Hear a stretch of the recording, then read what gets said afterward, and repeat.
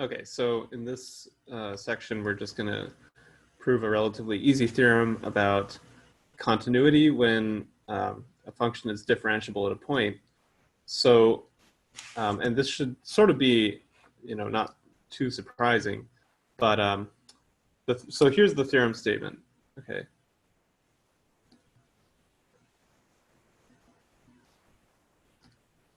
So if f is differentiable at a point A, then f is continuous at A. Okay. So differentiability is a stronger condition than continuity. Okay. Differentiability implies continuity, but continuity does not imply differentiability. Okay. I mean, well, take the absolute value function or something like that. That's a continuous function which fails to be differentiable. It's continuous at x equals 0, but it fails to be differentiable there. And actually, as I mentioned before, there are examples of functions which are continuous everywhere and differentiable nowhere. So yeah, it's kind of a wild world out there. But at least we can say this much, that differentiability means at a point, differentiability means continuity at that point. Okay, and this is actually, it turns out this is the most we can say too. So I'll sort of say a little bit about that later. But first, the proof, which is pretty short. So they have a relatively slick way of doing this. So we know that, oops, the limit as x approaches A, f of x minus f of A over x minus A exists. Okay, and you should intuitively expect this to be true, the theorem to be true, because if you look at this, right, the point, so for f to be continuous at A, we just need the limit as x approaches A of f of x minus f of A to equal 0, right? So what this is telling us is that like clearly f of x minus f of A has to go to 0 for this limit to exist, because otherwise, because x minus A is going to 0, right? So f of x minus f of A has to sort of go to 0, at least as quickly as x minus A does, basically. That's the sort of intuitive reason why this has to be true. Okay, so yeah, so this is f prime of A. Oops. And so for x, oops.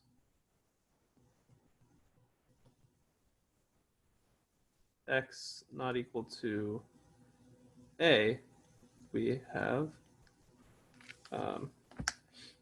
f of x equals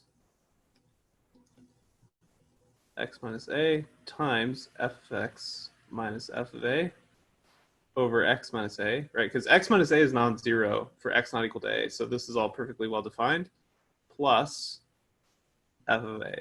Okay, this is just arithmetic. So clearly all expressions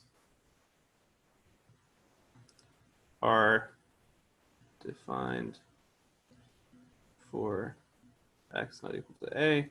And since the limit as x approaches A of x minus A equals 0, and the limit of the difference quotient exists and is finite, then we can apply the theorems about limits to say that the limit, so if we subtract f of A from both sides here, then the limit of f of x minus f of A as x approaches A equals the limit as x approaches a of x minus a times the limit as x approaches a of f of x minus f of a over x minus a, which is 0 times f prime of a, which is 0. Okay? So the limit as x approaches a of f of x equals f of a, which tells us that f is continuous at a. Okay? So this step here, this is only possible because we know that the limit of f of x minus f of a over x minus a as x approaches a exists and is finite. Okay. So this is not some kind of casual manipulation that's happening here. It's the fact that we have strong information about this limit, this difference quotient limit, right? The fact that we know a lot about that is actually what allows us to separate these two limits like this and write it this way. Okay. So yeah, this shows that if a function is differentiable at a point, then it's continuous there. I just want to be very, very clear that,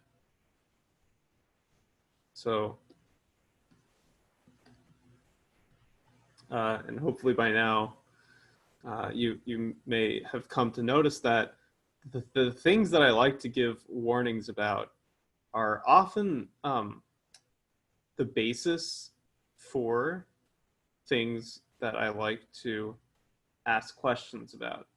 So I hope you pay close attention to this warning. But so differentiability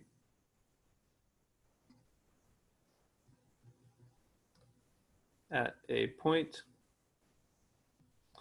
is still a relatively weak condition. It is possible that f may be differentiable at a while failing to be continuous at any other point. Okay? So not only would it not be differentiable at any other point, but it would actually not even be continuous at any other point. Okay, so there's going to be a problem about this on the homework. So I'm not going to go into the example too much. Well, I'll write the example because they give the example in the homework problem, and it's just the problem is just to prove that it actually is an example of this. So I'll write the example down, but I'm not going to prove it. So something like f of x equals x squared for rational values of x and 0 for irrational values of x. I don't know if that's exactly what they use. Yeah, that is okay. Yeah, that's what they use. So yeah, this is a classic example. It's good to be familiar with this and aware that such functions exist. So yeah, but I'm not going to prove it right now. Anyway, yeah, so just be suspicious that, if you know a function is differentiable at a single point, it may not be as nice as you think it is, at that, like at anywhere nearby at least. Okay. So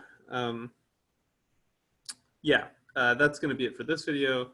And in the next one, we'll go ahead and do some of the basic theorems about rules for products and different sums and quotients and everything like that. Different derivatives of those, how derivatives interact with those operations.